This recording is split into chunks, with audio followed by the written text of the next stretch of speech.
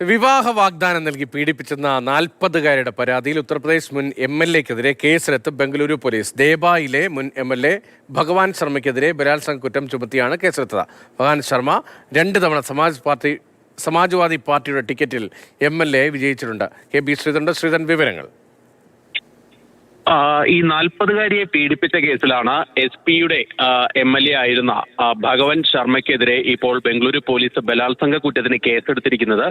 കഴിഞ്ഞ 14-ാം തീയതി ഈ യുവതിയും മകനുമൊപ്പം MLA ഇവിടേക്ക് എത്തി.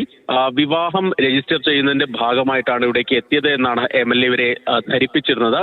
തുടർന്ന് ബംഗളൂരു വിമാനത്താവളത്തിനടുത്തുള്ള പഞ്ചനക്ഷത്ര ഹോട്ടലിൽ വെച്ച് പീഡിപ്പിച്ചു എന്നാണ് പരാതി. ഏതായാലും യുവതി ബംഗളൂരു വിമാനത്താവള പോലീസിൽ പരാതി നൽകി.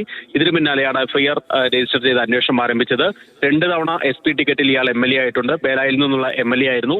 അതിനുശേഷം അതിനു മുൻപ് BSP അംഗമായിരുന്നു. തുടർന്ന് ഇപ്പോൾ RLD-യുമായി സഹകരിച്ചാണ് പ്രവർത്തിക്കുന്നത്. ഏതായാലും KB ശ്രീധരനാണ് വിവരങ്ങൾ നൽകിയത്.